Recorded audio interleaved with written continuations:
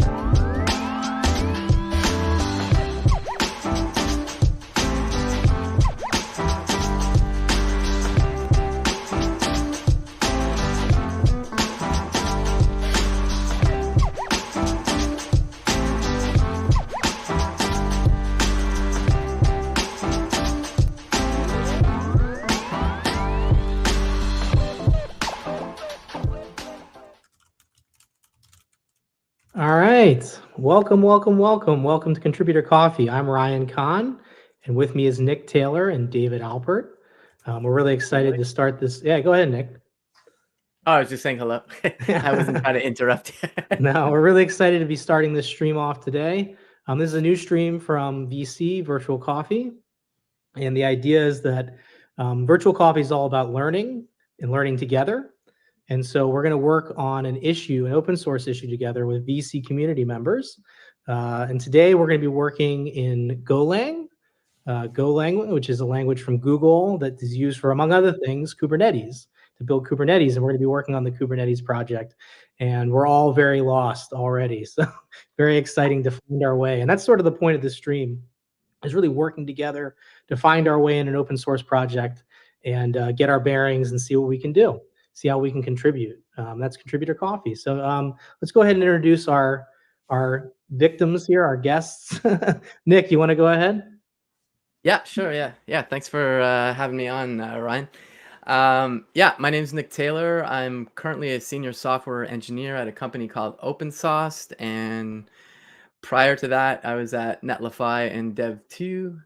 I have never written any Go except for, I think, one line back in 2017. So, hashtag YOLO, let's go.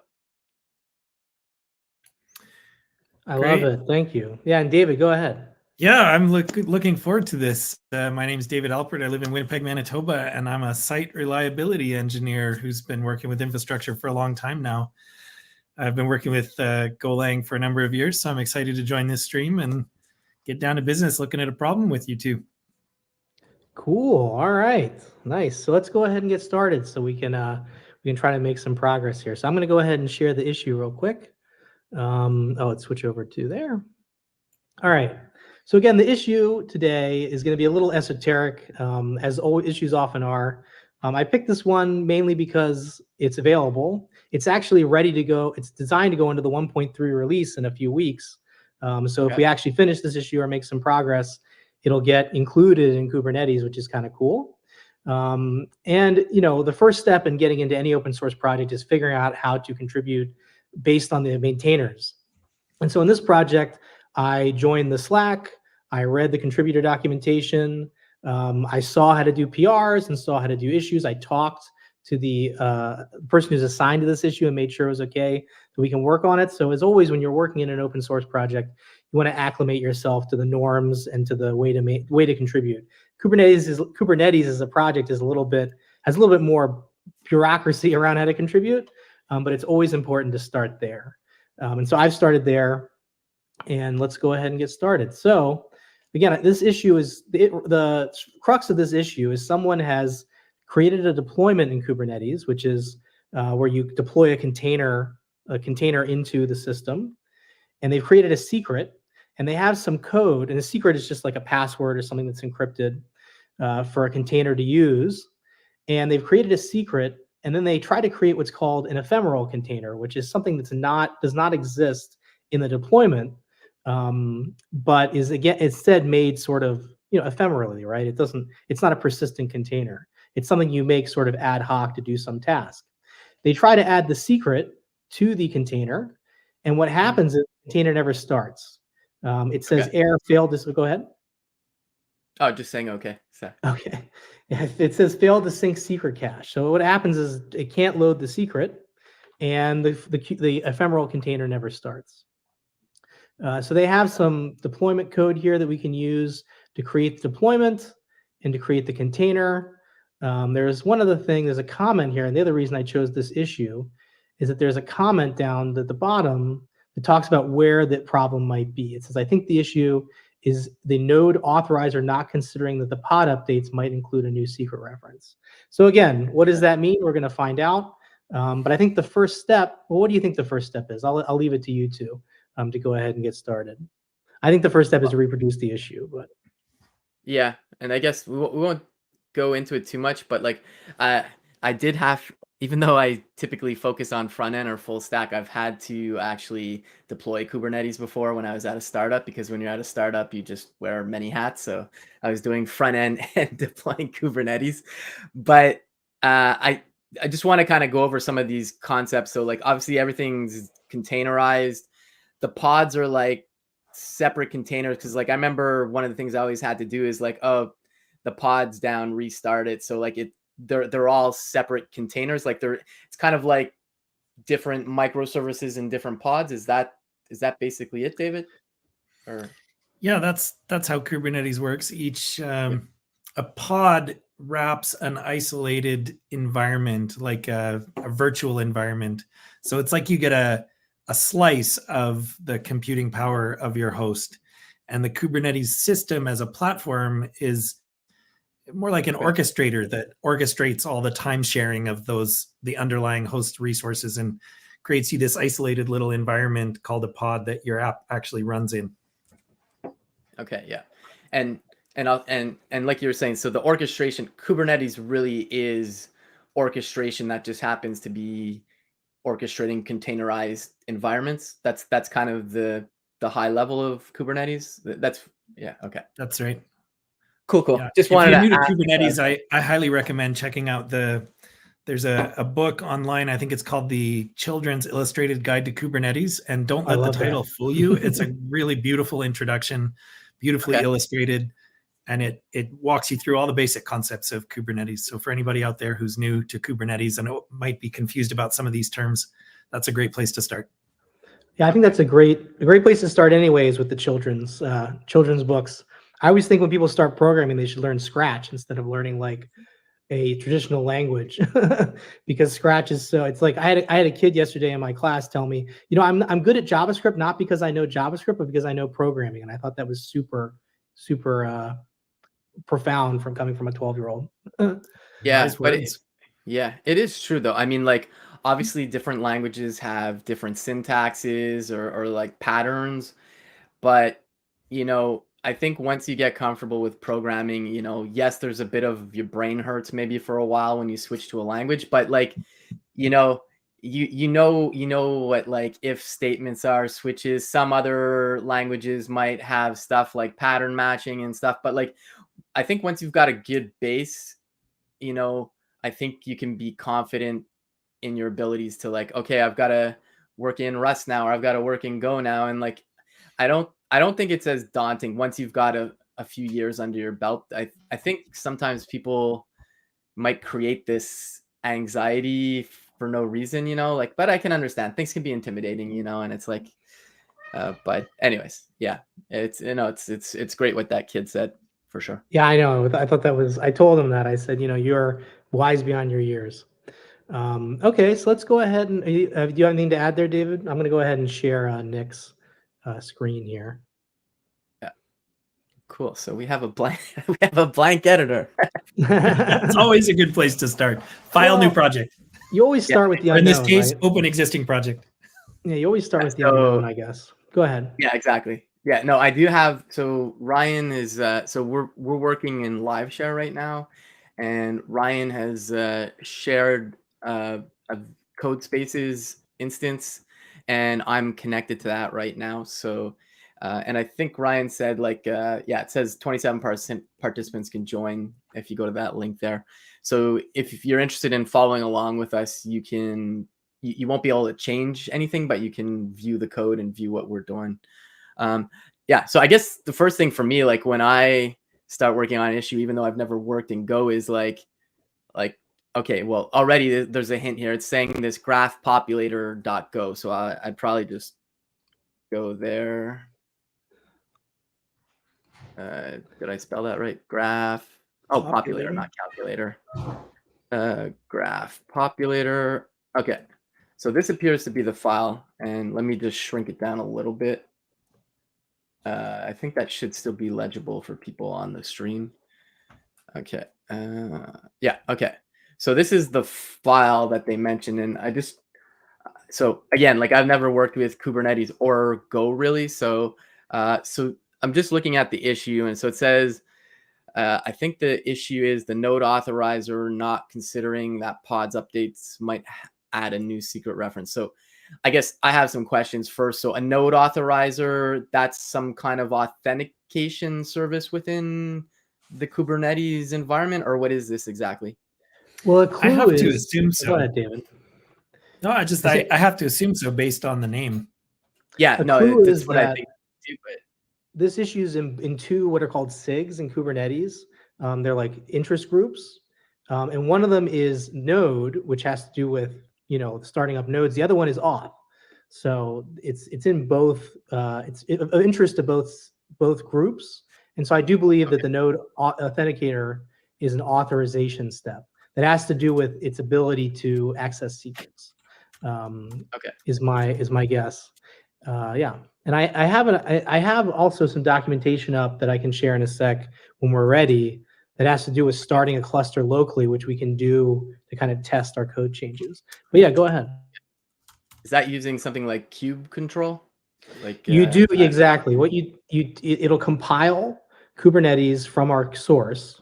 It will start a local cluster, and then you can then use kubectl exactly, or kubectl, whatever you want to call it, to Oh, yeah. My coworker kubectl. John, who's worked on Kubernetes, calls it kubectl. So Yeah, I think it's a funny name. I'll go with that. Yeah. I hear cuddle and I think of cuttlefish all of a sudden. I don't know. Yeah. Maybe missed opportunity on a mascot, but anyways. Yeah. So it's all in the documentation about how to use kubectl to access the local cluster and stuff. But yeah, go ahead. Okay. So like you were saying, Ryan, the first thing would be like, let's reproduce the issue. So as I'm less familiar with Kubernetes, obviously, I guess how do we get things started? Like, I haven't had a chance to read the docs or anything. I know you kind of prepped a bit, Ryan. So like, I'll pretend like I have already joined the Slack and read up on a lot of things, but just for the sake of time of the stream, I guess maybe you can kind of give us the TLDR of how to get up and running here. Yeah, so I've already tried building Kubernetes in this container, in this code space rather, and it does work. So the way to get started is actually down, it's a little bit farther down here. There's a script called local up cluster. And what that will do is start up a cluster. If you don't want to compile, you can use this -o flag. That'll start up the cluster, and then you export this environment variable, which might be easier to do in Bash if you switch over to Bash. And then you can run kubectl essentially against that cluster that you just started. And a cluster, just so we're clear, is just a set of nodes or a set of virtual machines essentially that are running Kubernetes and then allow you to deploy containers to that cluster. So a cluster is a cluster of is the highest unit in Kubernetes essentially, unless you're dealing with like multi-region or something. But yeah. Okay. And I had just a general Kubernetes question. Do you ever have Kubernetes within Kubernetes? Like, I know Kubernetes itself is an orchestration layer, but do you ever kind of have like sub Kubernetes, or really it's just always one top level Kubernetes and then it just means more orchestration? Or yeah, I have never seen Kubernetes running inside of Kubernetes. Okay, that answers my question. In theory, no, I think there would be problems with the lower level subsystems and the access restrictions that Kubernetes places on your pods. That's my feeling too. Yeah, there is a way to allow containers to access the underlying container runtime. I've seen it before, but I think David's right. There would be some confusion probably around how to actually implement that, but it's not super necessary. I think Kubernetes is designed to run outside of itself and then, and then orchestrate things within itself. And I don't know if there's a use case, maybe for testing, you might do something weird like that, but I think probably in the most case, you just have a cluster, you start up the cluster on some nodes, and then you can, run your pods within that. Okay. Or run your deployments and services and all sorts of other. Kubernetes has all sorts of different constructs for like how to route networking and how to have secrets, how to have volumes of hard drives, and there's all sorts of different constructs within it that you can create with pods. Pods being one of them. Okay, gotcha. Cool. And I had a question about that script to start things up. Is there any reason you have to use sudo? Like, I mean, I know what you use sudo for. It's really but typically you try to avoid sudo, but is this something that's a requirement in Kubernetes or? Well, it's listed right there. It says, since root access is sometimes required to start and stop Kubernetes daemons, you may need to run it as root. Daemons. But you might try running daemons. You might try running it without first. Okay. And that will build Kubernetes from the source we have, and it will start the cluster. And we'll see how fast it goes. This code space I was telling Nick and David has 16 cores and 64 gigabytes of RAM. So we'll see how fast that goes. Nice thing about Go is it can run in parallel. And so the tests, for instance, will run with 16 processes. So the tests can run pretty quickly. You can also narrow down tests to specific tests you want to run, which can help us if we, I don't think we're going to get to the point where we make a unit test. I do think that the goal of this should be to have a commit issue comment that says, this is what we found out. That's my goal for this stream. But yeah, let's go ahead. Yeah, I did open up a terminal, but it seems to be my local one, so I don't appear to have access to the terminal still in. Oh, interesting. That's very interesting. Let me see if there's something I have to do real quick. Yeah. If you do I don't see why Command you couldn't. Mm-hmm. Well, it's off by default. If you do Command Shift, I'm assuming you're on a Mac. If you do Command Shift P and type in live share in VS Code, or if you're in live share, share terminal. Yeah, exactly. Read write. Okay, there we go. Okay, so now I have access. Let's probably keep in Bash because you have to export an environment variable. My fish is kind of fun. Run fish for a second. I want to show everybody my fish. I love this. I see the terminal now, but I still can't type in it. This is also the beauty of live streaming. So things that yes, yeah. Let me try. Let me try again. Make sure I said read write. Share terminal read write. Do you see me typing? I see pasting. Yeah, but okay. It says bash read only. I did say share read write. Let me try it one more time. Share terminal. Then it says read write. Okay. It might be because I started this as a read only live share. Okay. And I did that so that I could have people join anonymously and read only, but it might be that I can't share my bashes, even though it says read write. I might not be able to share the bash. That's okay because I can still type in the editor, but I think you'll need to run the shell commands. That's not so bad. I could also restart the live share. We only have one person who's actually in the live share, but yeah, let's go ahead and just. I think it's okay. For quickness, I'll just run. I have the documentation up anyway, so.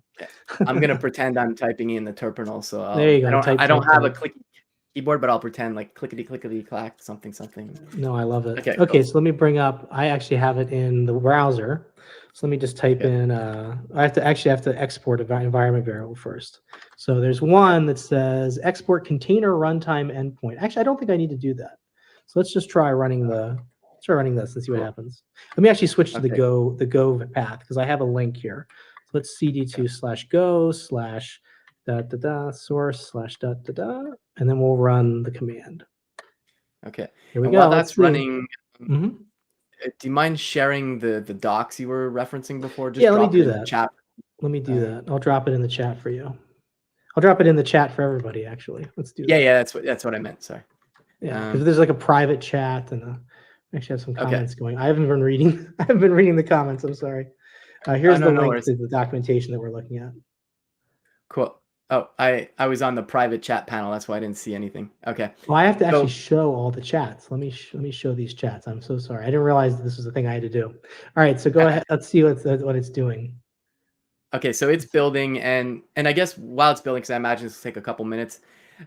My understanding is Go is a managed language, so you don't have to worry about memory allocation. That's correct, right, David? I'm going to say that's not quite correct. That's not how I look at it. Yeah. You don't have to worry about memory allocation and deallocation at the same level as you might if you were writing C or something lower Okay. level. But the Mhm. language constructs in Golang are designed around the concepts of allocating memory and passing Okay. pointers around. So if you understand a little bit at that level of what's going on, for example, when you're creating an instance of a struct, you're basically allocating memory in the shape of that struct. Okay. Gotcha. So Go provides you this really interesting ability to perform low-level operations, but with many of the nice language features of a more modern, higher-level language. Okay. Cool. Yeah, because I know when I worked in .NET, it's a managed language as well, so you don't have to handle the memory. But there are stuff you do have to, like, they have like a using keyword. So like once you have like a database connection, you need to call the dispose, for example, to just, because you'll end up with memory leaks. So is it more like, I think it's been a while, but you can use pointers in C# too, but I don't think that's usually the common way. But yeah, while this is, I think this is still building. Okay, no, it looks like it finished. It said, oh, you're missing. Yeah, I did finish. I think maybe I did. This is what happens when you don't follow the directions. I think there was something with you need. Yeah, It might be something's that this is missing not from your path. installed. So Okay. let's go ahead and install that. There's a script Okay, for cool. that too. That's the other nice Yeah. thing about using these big projects is they've usually thought about a lot of these things. So Okay. when it comes to actually like down or fixing these problems, and then let's see if I have to add that to my path. And I do, in Yeah, that's fact. what So let's that do was that. the message it said. It said it Yeah. must be So in. let me try adding it to my path here, Okay, and and then let's we'll rebuild, try. I guess. Yeah, let's try rebuilding. Let's see. Okay. And while that's building, Oh, there is a I way to tell it not to build, but yeah, go ahead. okay. I'll No, show you I'm now. just using the build time like it's kind of like that, that meme KCD. Yes. Anyways, but yeah, just some questions about the Go language, David. So, uh, it's not class based at all, right? It's mainly structs. Is that correct? Okay. That's correct. The syntax is all about defining struct, and a struct is a shape of memory. And Okay. then you create blocks of memory in that shape, and you can define functions that can target certain structs or certain shapes of memory.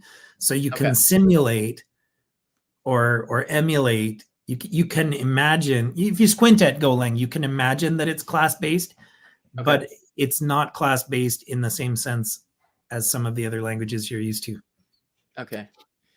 Yeah. And in terms of like, when you want to type something, because it's a strongly typed language as well, right? Like, is it kind of more like TypeScript where it's duck typing, or is it more like .NET where it's like you can have like the same struct but in two different namespaces, and even though they might look exactly the same, they're not considered the same? It's more like that Okay. latter part. Golang is wrapped pretty closely around um, the lower level architecture of your system, and Golang allows you to write in this higher level language, but at build time, all of the types are checked because all of the types are mapped to memory shapes, and it's all statically linked at build time. So it compiles down into this single file binary that has all of your dependencies linked in. Okay. And it's Gotcha. compiled down for specific architecture. So everything is pretty optimized at that level. So you're Okay. right. If you have two different structs that are the same shape with, say, the same properties and the same sizes, but they're in two different packages, which is what Golang calls the namespace concept, then Okay. they will be treated as two different types, and Okay. they're not automatically interchangeable just because they look the same. Yeah. No, cool. No, that makes sense. Yeah. Yeah. I think TypeScript's like that just because of the looseness of JavaScript. TypeScript's an interesting language because it's basically accommodating an existing language. So, but okay, cool. And I think Ryan's. We're missing the G Cloud. Yeah, it's interesting. It doesn't say anything about that in the documentation, but it looks like maybe it's trying to use G-Cloud. I tried using the built-in kubectl that is just on this machine, but it says it can't find the cluster. So I'm trying to figure out how to connect to this cluster. That's where I'm at. But if we go back, go ahead. Oh yeah, no worries. No, like keep troubleshooting. I don't know if there's anything me or David can do to help you, but I guess I'll talk about what I'm doing. Let me try running it again, and we'll see. I'm gonna try running just kubectl get pods. So it says it can't connect to localhost 6443, which is where it's expecting the API server to be. So I was gonna go back and actually look at where we started. Where is actually? It's not even on here anymore. I was trying to look where we started. Where we started the server or the cluster. Oh, it's in the other terminal. That's why. All right, so let's go back to this terminal. Okay, so it says timeout waiting on 1270012 to exist. Interesting. Okay, so that means that pod didn't start up, or well, it says wait kubelet ready. It looks like there's a port shared. It's just very interesting because it has here. It looks like it's starting up. It's starting up some plugins here. Go ahead. Trying to figure this out. Just saying okay. And then at the bottom, it says timeout waiting on 1270, localhost to exist. I don't think that I'm able to see on the stream all of the detail that you're talking about. Oh, it might be that, the reason why is I think my scrolling isn't carried across. He can see my terminal and he can scroll it himself. I'm actually scrolling the terminal a little bit up to see what happened. I'm looking at it. I didn't realize that. I thought it would follow me. So yeah. My first thought was to just Google the waiting for a localhost thing to come up. So let me go ahead and share. I'm looking at a Google real quick. Looking at the Google. I can scroll it, but because I resized my terminal, it kept it the size of this. So like me scrolling through, it's not going to really help people in the crowd. Yeah. But I see. But so here's an issue where it says timeout waiting to exist. And if I look at the answer, is there an answer? I guess. Do you have a container runtime? Oh, so that's what it is. I keep skipping steps. David's going to be real upset with me. I keep skipping steps, and these steps are all important. So I think the answer is this container runtime endpoint. This little it needs to use a socket. It's trying to connect to the container runtime, which is like Docker or whatever. It's trying to connect to it. Let me share the screen again. It's trying to connect to it via a web server, but it's actually supposed to connect via a local socket, and that's the answer. So let me go back and, this is the thing. We shouldn't skip steps. This brings up another question because when I worked at Dev2, we had a whole SRE team for like our cloud offering. And like there's Docker, obviously, that probably most people know, even if they haven't really used it, they just know the name Docker. But one of the SRE, the head of all that, was a big fan of Podman. And when you're in Kubernetes land, does everything have to be Docker when it comes to containers, or can you swap in like Podman or something? Like, I might be asking silly questions here, but no, this is not a silly question. It gets towards the edge of what I'm familiar to talk about, though, so bear with me. Okay. So we mentioned earlier that Kubernetes is an orchestration layer, and it orchestrates these containers to spin up and down. So Docker is one of the runtimes that it can use to actually run your container. And I believe that there are others. And in my last job, we were talking about alternatives for using Docker as a container runtime inside Kubernetes, because Docker started to change their licensing model. And so we were starting to look for alternatives from a licensing perspective. Okay, gotcha. Yeah, no, I was just curious because I know, hopefully I'm not talking out of my rear end here, but like I know people have complained how like Docker for desktop can be a bit of a pain. I know on Mac OS there was file IO issues, at least when I was working at Autodesk, and it would like come to a grinding halt sometimes. But I can't remember the reasons why Joe, my old coworker, preferred Podman. I mean, aside from he said it was better, but I can't remember the the reasons why. So Yeah, it looks like Podman is an alternative for Docker that you would configure when you're building your cluster or configuring your cluster. okay, Almost like a plug and play subsystem. okay, Do you want to switch over to the terminal, Nick? yeah, I went ahead and ran. It's on the right. There's a little list of terminals, and so just click. okay, yeah. So I did the container runtime Okay. thing where it's like you have to say like how do I find it, and it's giving me this error where it says at the very bottom it's saying timeout. I can't timeout. Now it's a different error where times out trying to access the local server. So I was going to Google that and see what see what comes up. I think it's probably a more general error, that one. I don't know that we'll have the same luck with it, but I'm thinking I'm going to add code space to the Google and see if there's something, because they do it's interesting. They reference in the documentation for Kubernetes, developer documentation, being able to run in a code space specifically, but they don't have any documentation that actually tells you how to do that. They say reference the documentation, and then there's no actual documentation that tells you how to do that, which is rather frustrating. But let me go ahead and share my screen. So let me. Go ahead. I think this is also good to mention that we're struggling. We're live, obviously, so like we're trying to like show people stuff, but this is really what happens when you're doing development. And this happens to me when I live stream sometimes. And I just want to make it super clear, like this is what happens in real life. And I think it's good that we're trying to troubleshoot, figure out what's going on, because somebody else might end up in a scenario like this too. And that's a really good point. And this is something I've started talking more and more with people about this career in software engineering. This thing that we're doing where it looks like things aren't working, this is actually what the work looks like a lot of the time. This is not failure at working. This is the actual work. Running into something that doesn't work the way you expect, and reading the error messages and reading the documentation and searching online and asking a friend, all of that is the work. It's not the work that people talk about, as in it's not a fix, it's not a bug, it's not something a client sees, but a lot of our time, day to day, day in and day out of working, is stubbing our toe against something that should work one way and doesn't, and we just have to keep going.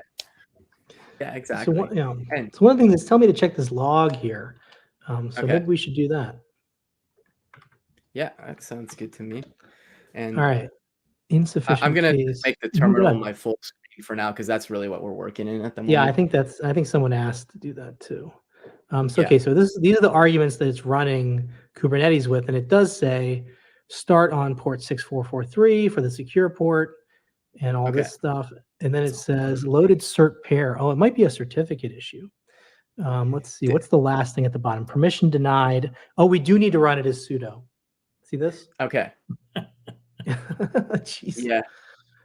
Don't listen to me ever. That's the answer. So to be clear, I'm not upset at you, Ryan, and I'm not laughing at you. I'm chuckling at the three of us who are somewhat experienced and still rushing through the README and skipping steps.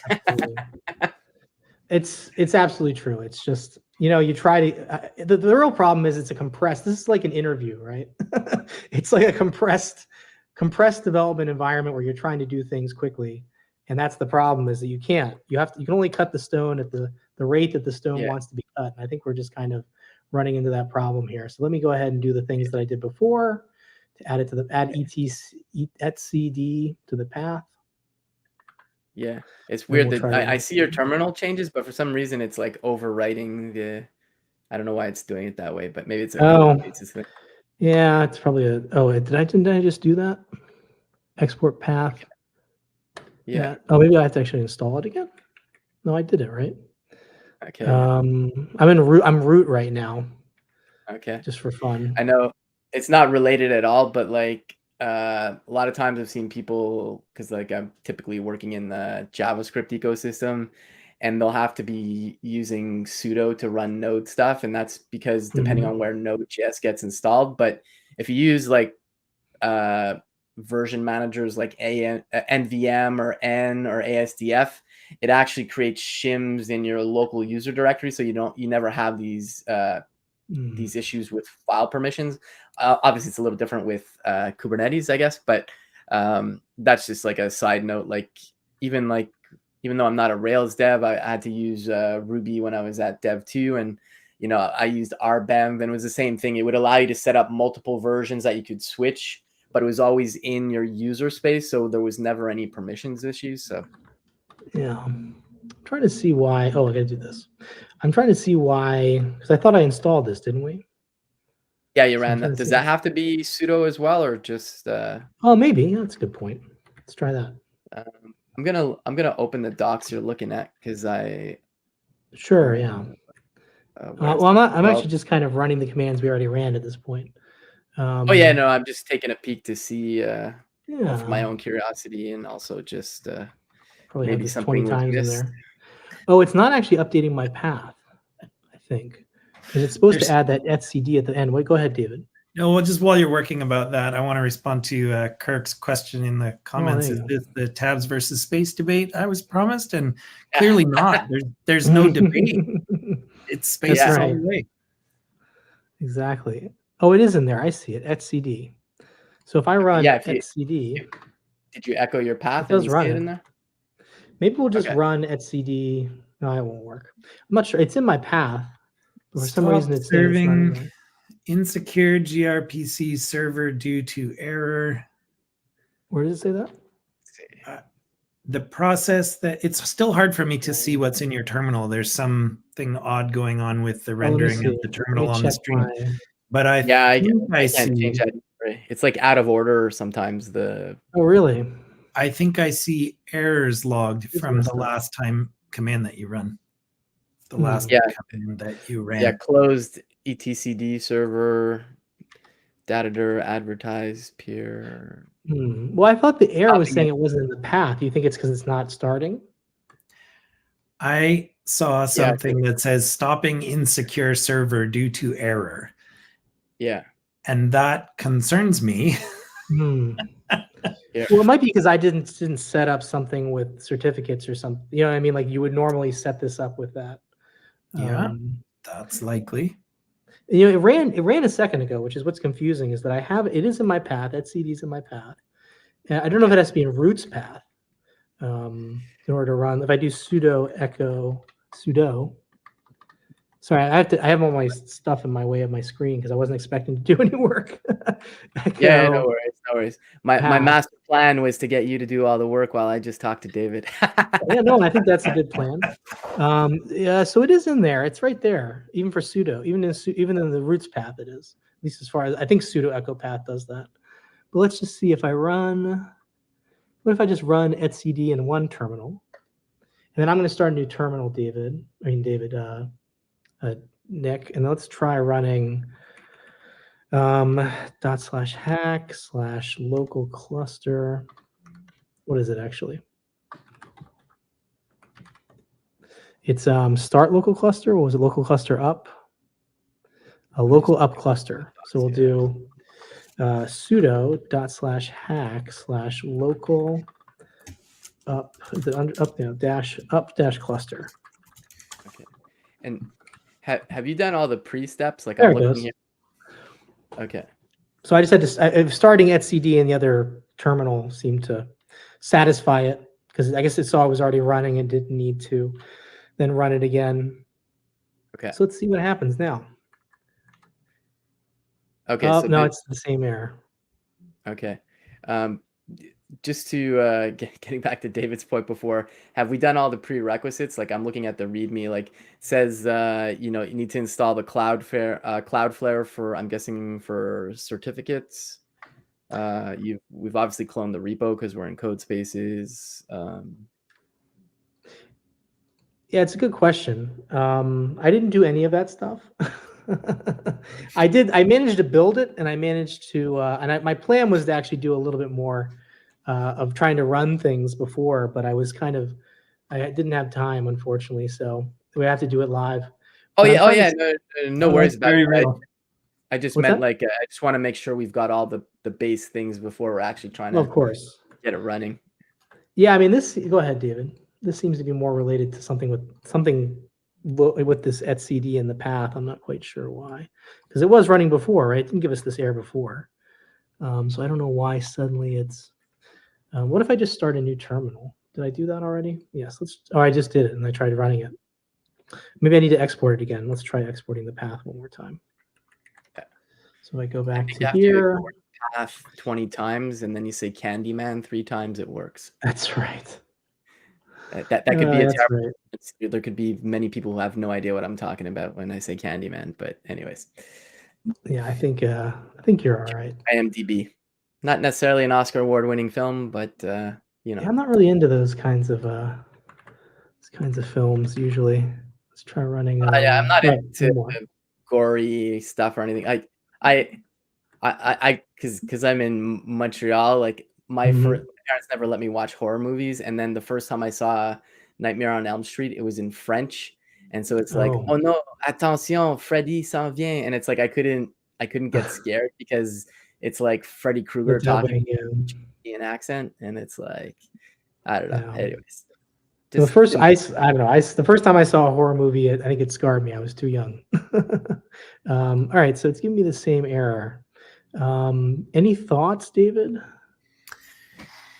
So what I see on the screen right now says that etcd must be in your path. I think it's a subshell. Because if it starts in a subshell, it won't read. Let's do the bash rc. I think that's what it is. I think it starts in another shell.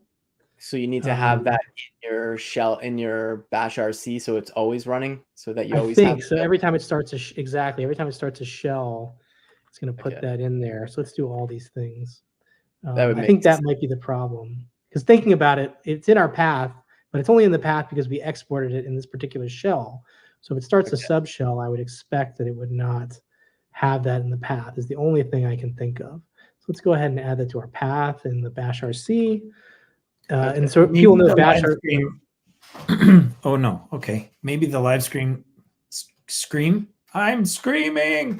Maybe the live stream took a while to update. I now see the path where you're adding. Oh, well, that's in the export editor, path right? This is in the editor. equals go path source Kate's Yeah, IO Kubernetes third party etcd path. Yeah, that was it was hidden before because I had the terminal up there, just taking most of the real estate. But yeah, no, this makes sense. I mean, if it's because it makes sense that you would want that in your path all the time, not just a one-time thing, I guess. Yeah. Oh, it's the same problem. What if I just do? There's a suggestion here that says good suggestion. you can That's use excellent. hack install etcd to install a copy in third party. Yes, we've done that, because if I run if I do which etcd, it's in that third party directory. So for some reason, when I run this the script, let's do cat. Let's do cat /hack/local. Ryan, I noticed something else. Mm-hmm. In the bash rc file on line 144, you're exporting the path right at the bottom on line 144. I see it. Mm-hmm. On the stream, now I'm looking at it. You are prefixing your path with the path to etcd, but defining the path to etcd based on a go path variable. What if that might be the variable problem? is empty? Okay, when I see the path to etcd, when you run which etcd in the so you have go path defined as a variable in your current shell, but it may not be defined in the shell where your bash rc is running. Yeah, I just opened a new shell here. Which etcd to see where you see a fully qualified path, a rooted path. So rather than depending on go path in your bash rc, let's put in the fully qualified path. Yeah, Okay, yeah. well, I did open up a new, I don't know if you see that, but I opened up a new terminal after I updated the bash RC. And if I say which etcd, it gives me the /go/source/ it gives me that. Okay. I don't know if you can see that in my terminal, I but do. Yeah. yeah, so I did that. It seems that it's there. I just don't, I'd have to look. I'm wondering if it starts it as some other user, maybe. Go ahead. No, I'd be up for what David's suggesting. Do it explicitly, just to rule it Okay, out. sure. Like even though it looks like it's fine, Let's do I it. don't know. I'm a big fan of check the obvious. That's a When very good things. idea. So let's do /go. That's the go path. And then we'll, Part of the secret to doing this work is trying to avoid getting stuck. And one of the strategies I use to avoid getting stuck is I'll try different things, or I'll try to simplify things, or I'll try to Yeah. remove variables or validate assumptions. As long as you're moving forward and trying new experiments, that's always a good thing. Yeah, I agree. totally. So let's Oh, see what you. happens. I didn't do sudo. Are you in my terminal where I'm running this? I see it. I'm not touching it, but yeah. Okay. Okay, yeah. So let's see what happens now that I've added the actual fully Yeah. qualified path. And this is bash prompt. Am I in the wrong? But did I put this in the wrong spot in the bash RC? I think it should actually be above. I think I put it in the wrong spot for some reason, but I don't think that matters. But let's just put it up here. This is also making me wonder. I know Kubernetes is a very mature project, so I'm assuming that the README is like in a good state. But is it possible that there's, when you've been working on it, because I know there's a lot of people that are very familiar with Kubernetes that work on this. So like, I wonder if there's some like obvious things that might be omitted from the README. I don't. Mhm. I'm guessing there probably isn't because this is like super mature project, but like just stuff where like once you're in the thick of it, you just never think of it. And I wonder if Yeah. something for like a noob into the project, it's missing maybe. I'm not saying it is. I'm just throwing that out there though. It's definitely something is missing. I'm looking at another solution here. As you're running sudo, you'll need etcd in your root path. So if I run this, it does give me, when I run this command they put in this issue where it says they'll list which etcd, it does actually give me this link is going to link it for sudo. Let's try it now. What I did was I made a link in user bin, which is the root path for etcd. Okay. And let's see if But that does it. is that straying from the README? The only reason why I'm asking is because if these things Oh, are it's from an issue on GitHub. What I did was I googled the error etcd not in path local cluster Kubernetes, and it came up with an issue in the That GitHub. looks like it got us further. yeah. And now we have a new as error, sudo. which is always progress when you get a new error. Yeah, I Yeah. did run it as sudo though this time. It says workspaces. It says, oh, there it goes. Now it's doing something. Now it's waiting for the API server to come up. I'm not sure if that error previously is going to cause a problem. I think that's just a log or something that it's trying to access. Okay. Let me check that though. While Ryan's checking that, I know there's a few people that just joined. Hey, Becca. Hey, Barbara, and maybe a few others. Cool. So basically, if you scroll up in the comments, or maybe we can drop again, we're looking at a Kubernetes issue, and we're basically trying to reproduce the issue. But we hit a snag, which is a normal snag when you're trying to get up in a new project, is we're just trying to get the environment set up. So that's what we've been kind of digging into. And we've just been trying some various things here. So, and for some context too, I've never really done Go, except I think I changed a line of Go years ago. That's about it. David is an SRE and works in Go like all day, so super familiar. And Ryan, I'm not sure how familiar you are with Go or not, because you didn't mention at the beginning. But I've done some Go programming. I always have to look things up. It's like Python for me. Yeah. I mean, Python I'm a little better at these days, but yeah, I've written actually a decent amount of Go. I've never worked on Kubernetes the underlying code for Kubernetes, so this is all Okay. new to me. Okay, gotcha. But yeah, It's Yeah. still saying something about, oh, sorry, not to, thank you for managing the chat too, Nick. Oh yeah, no worries, no worries. I appreciate your Um, experience in this matter. so so I guess my question for the permission denied, is it possible that the file doesn't exist as That's a opposed to possibility. Yeah, the not like actual, yeah, go ahead. yeah. No, just it like maybe it just didn't get written that file and now you're trying to access it or something and it doesn't exist. That's possible. It says that permission denied writing to temp etcd log. Maybe it can't write to temp. Sudo can't write to temp. I don't know. That Yeah. would be weird. Sudo touch. There's an etc, right? Etc. Sorry. Yeah. Was it var log? What was it? Temp. Yeah. Yeah, like try Slash. creating yeah, if you just create the file, see if you get any errors. Yeah. Uh, Let's see what happens. but there's this other one. Now It's that I run called this. /temp/API-server.log, I think. I will say that it's building all these very quickly because it's rebuilding Kubernetes every time I run this command, which I don't have to do. I could do -O, but it's actually building very fast. I think this machine size was a good idea. All right, so it's still giving me that error. Let's actually check this out. Maybe. Okay.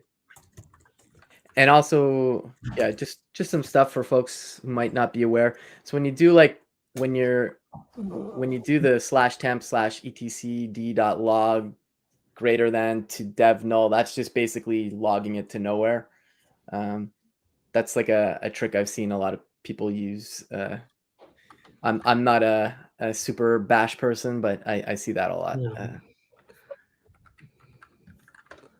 I don't actually see it in this file. Interesting. It must be an environment variable or something. But yeah, I don't. It's a problem. And if you can you cd into the temp folder? Yeah, I It's mean, like you're there in code, which is a container itself. So yeah, there is an etcd log even in there. And if I do, okay. I touched it with sudo, but if I do sudo echo foo to /temp/etcd.log, it might be that etcd can't actually write to the log or something. Because I don't know exactly what's trying to write to the log. Yeah, because the other thing I'm thinking is like typically, well, I don't know if people ever work in Kubernetes in code spaces. I'm assuming somebody does probably, but maybe there's like maybe there's different gotchas when you're in code spaces versus local development. Yes, awesome. I mean, Maybe, there maybe are a not. bunch of gotchas, I'm sure, that we don't Yeah. know. So I went ahead and started etcd in another terminal again. Let's see now if I run this, because I'm wondering if it doesn't need to start it. Maybe it sees that it's already running. Again, maybe I don't know that it's going to cause a problem, but let's just see what happens now if I run that command again. I have to go back to the Kubernetes. Talking about stuff not recommended for production, but I guess that's because we're in the development environment here. Yeah, let's see. Now if I run our local cluster again, I should do it with -O so it doesn't need to build, so it'll be a little faster. Yeah. But we're almost at time, actually. So do we want to wrap up, or do we want to try to kind of keep banging away at this issue? I kind of have a hard stop. Normally I would say I would hang on, but I've got some deadlines today. No, I'm definitely planning on stopping before on the hour. So I wasn't trying to keep you any more than an hour. Oh yeah. But I've honestly enjoyed this struggle, as funny as that sounds. Just talking through all this stuff, I think it would be worth it to get it sorted and then maybe explain what we did to sort it out, and then we will eventually get to the issue. But I think this whole struggle, I kind of equate it to like, you want to go paint something, I can just start painting and make a huge mess, but it takes time to put all the tape to make sure that everything's okay. And then the taping part, the painting part's the easy part, right? So I'm kind of equating that to the tape here right now is what I'm getting at. Yeah, that's a good analogy. I think that, yeah, I mean, there's so much work that goes into actually doing the work, right? It's like one line of code is the tip of the iceberg. It could be this, it could be this fix that we're trying to work towards is a single line of code. But this is why it's kind of silly to measure people by lines of code for many reasons. But one of them is that there's so much work that goes into arriving at the solution. A lot of times that it's like fairly silly to say, oh, you only wrote one line of code. It's like, well, I had to work for, Yeah. an hour just to get things to start. Oh yeah, it's I think happened to me it's multiple times. I've spent days, even a week sometimes, and then it's a one-liner, and it's that whole investigation to get to the one. Like obviously the one-liner, that's the trivial part, but it's the whole investigation. And I think these are these are skills that come with experience. Like when you start off, like your due diligence into an issue is a lot lower. Not it's I don't mean that as a knock, but like for example, say I'm just starting out in web development, I might say like the page crashes and I get this error, and that might be as much digging as you're able to do because just based on your skills, and that's not a knock again, like I'm saying.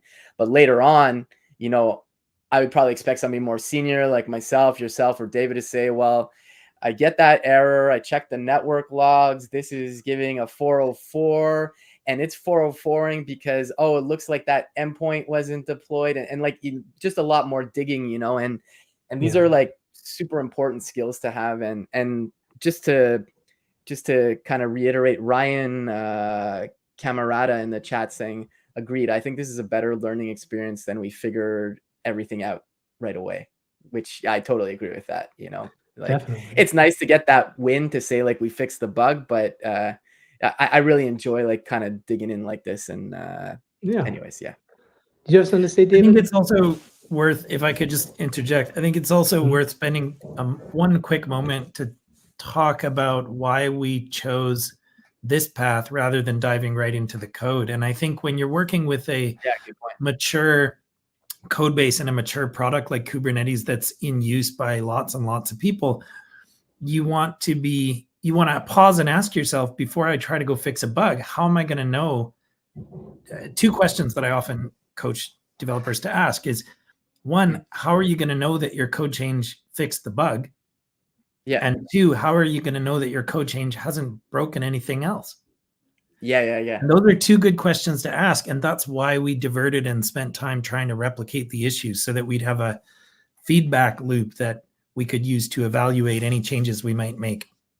Yeah. That's something that I had to learn the hard way. Yeah.